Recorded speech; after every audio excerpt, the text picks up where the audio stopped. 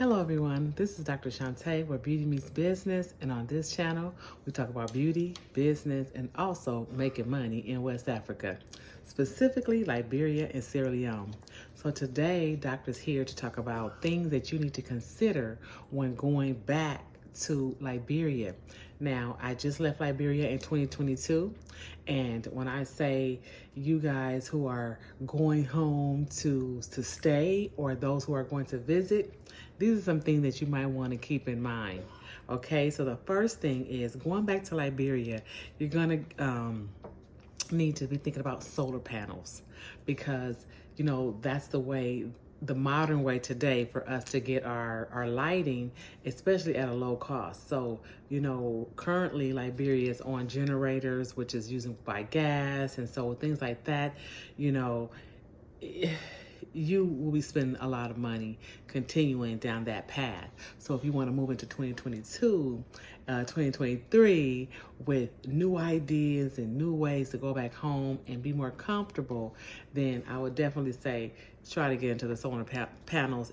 And I want to also add to that carrying power packs and chargers, because those things, their sockets are definitely different from our socket here. So keep that in mind. Plus, it stays sunny majority of the time in Liberia, so why not invest in solar panels? Okay, the second thing would be buying trucks.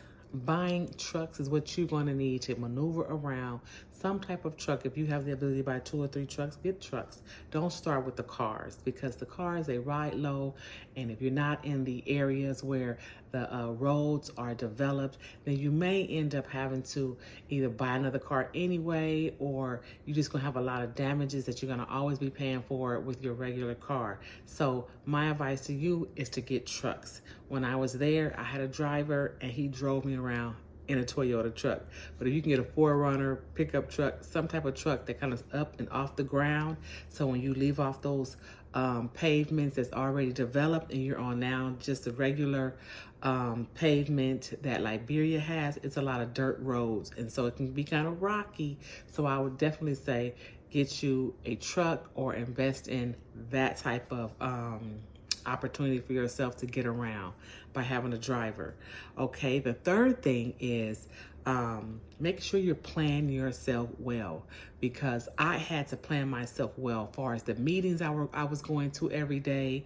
And so planning myself well, I was able to maneuver through a lot of the traffic. Plus having an experienced driver, I was able to maneuver through the traffic, because that's what you're going to have to do in Liberia and West Africa, because it's a lot of businesses going on, there's a lot of people, and so it's heavy traffic. So if you're going to make your appointments, try to book them very early, or you can also book them late in the evening. That's my advice to you on having a planner to be able to plan your day. Now, if you're looking for a planner, then I would let me just have, Doctor is always promoting what you guys need to make it work. So if you need a planner, you can go find this notebook here on Amazon right now. This is one of the notebooks you can add to going, and also this one here. I have both of these notebooks on Amazon. These are great tools to take with you to West Africa for your journey, because it has a lot of little information in here that can help you to navigate through the country a little bit easier. So you can find it on Amazon under Shantae Smith. Order the planners. You're going to need them. Also, the fourth thing is leave all your traffic codes. Anything that you thought about in America or wherever you're coming from, and you're going to Liberia to stay or to just visit, there's no type of traffic rules unless you get to certain areas, but pretty much there's no traffic rules. Everybody kind of respect each other and kind of like, give the pathway, but you're not going to catch no type of yield or stop or merge or slow down. You better keep up. That's what you better do. Keep up. So these are some things that you can think about when you're getting ready to go back to Liberia, is to know that hey, find you an experienced driver if you're going to be just having a driver. But if you're thinking about just renting a car and going out there, going for what you know, pretty much you're going for what you know. Be safe. Just be safe. Okay. The fifth thing is if you are a drinker, like, I don't drink, but I do like to have my little cocktails every now and again. Doctor does, yes, especially when I'm winding down. But if you're a drinker, they pretty much drink a lot of beer in Liberia, a lot of beer drinking going on. So if you was to, hey, come into the country with some type of fine wine, then you will be the finest lady or the gentleman in the community that they're gonna be like, okay, we can go over here, and y'all like, you know what I'm saying. So definitely you will be the to-go-to person, because liquor is very expensive in Liberia. So if you're going to bring that to the country, I would say that, don't just be giving it out so eloquently because it's very expensive. Or you can just, hey, have a beer. So that's something to keep in mind because it's affordable out there for them. Okay, the sixth thing is no suits. How we dress, ladies. Don't bring no dresses and no fancy, no heavy clothes. We talking about little light clothes like this pretty much, because it's hot. It's just completely hot. It's just plain old hot. So you want to be comfortable out there.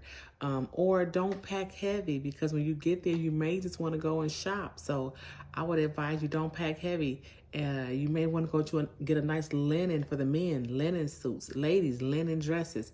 You want something very cool, very light, not too heavy. You definitely don't want to go out there with no heels on unless you're going to that location where you're going to either get in your car with those type of shoes on and get out the car and you're going into the event. Otherwise, get you some tennis shoes, get you some comfortable walking shoes, because that's what you're going to pretty much need as you're maneuvering and walking and getting around Africa. Okay. And then the seventh thing I have here is take cash pretty much where you have to go, because you're going to have to do a lot of negotiating. When you go to these marketplaces and you're trying to buy things, they're going to already know you're not from the country, and they're going to probably go high on the prices, and you don't want that. You want to be able to be treated some type of fairness in the country where you're not spending too much money. So you're either going to have somebody with you from the country that can take you around and show you or purchase the things for you, because when they see you coming, they're going to charge. But if you're dealing with someone else, you can definitely negotiate. Start at like the halfway mark, and then, but don't go to like 30% past or under what they're saying. Just stay in the middle somewhere, and then you'll be able to get the items you need. Or, in so many vendors out there, go to the next one. Okay. The eighth thing is housing amenities. All those things are very expensive, like when it comes to your microwaves and your toaster ovens, your blenders, the things that you actually want to bring into your home, or if you're going to be short-term staying there, it's expensive. So, you just want to be mindful, because out there, most workers, I've learned being in the business now, they're going to bring in between $300 and $600 a month. So having expensive amenities and expensive appliances, that's not what they typically do. But if you're coming in with some type of money, and so you'll be able to have these things, I'm sure, because we have them here so freely. You can go to Walmart and get like a $20 blender, so it just depends on what you're taking back home with you when you travel, or who's going to be your contractor to introduce you to a lot of great places in Africa where you can purchase your items. Again, it's going to cost you, but you'll be able to purchase some nice appliances or have them shipped in. Excuse me. Number 9 is security. You're going to want to make sure the location you at, the fence, just in case, just for your own safety purposes. Not that there's a lot going on out there. You hear people just randomly walking by snatching phones. No, they're not randomly walking by snatching phones, but you just want to be mindful of your surroundings, of your areas, and you want to protect what you have, because you're probably not from there. not a native, or you haven't been home in a while, so you want to just make sure when you get fences, you can put bob wires around the fences. You can find out how high you can go up with the actual fence or the brick wall. It's just up to you how you design it, but just protect your place. That's why I say security, because things can happen. It happens everywhere around the world. So just be mindful of security.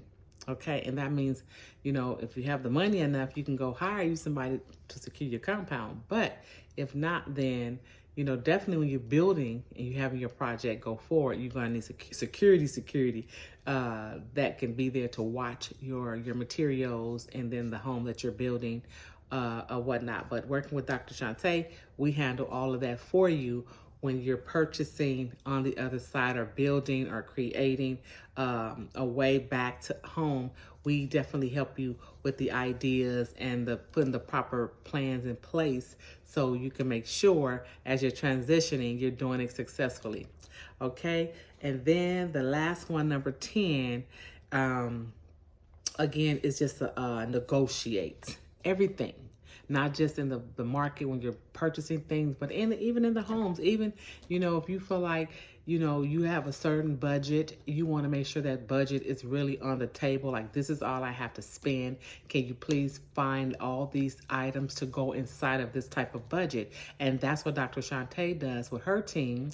We go inside the project and we see what we can do to make sure we stay within your budget, and then the amount of time that you want to go ahead and have these projects put forth, that it is done in a timely manner by bringing in the right team of contractors and construction workers to make sure that we get the project done for you in a timely manner. So again, it's all about negotiating everything that we do here which is also called strategizing here with these projects in Liberia.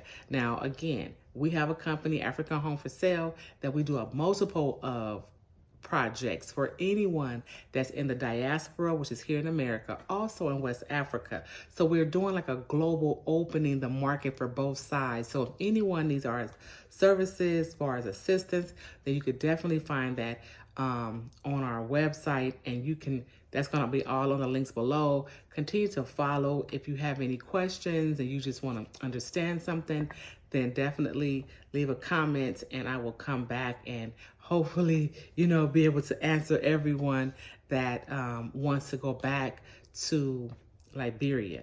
Now, we're talking about Liberia, but I also work out of Sierra Leone. But today's topic is, these are the things that is pretty much happening for Liberia as well as Sierra Leone, because they're neighboring countries. And so pretty much, things are almost the same.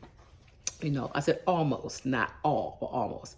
So if you have any questions and you need our services, please direct message me and I'll be sure to get back to you. Thank you again. And if I helped you in any type of way, please subscribe. I thank you for joining this channel and I'll see you soon. Have a great day.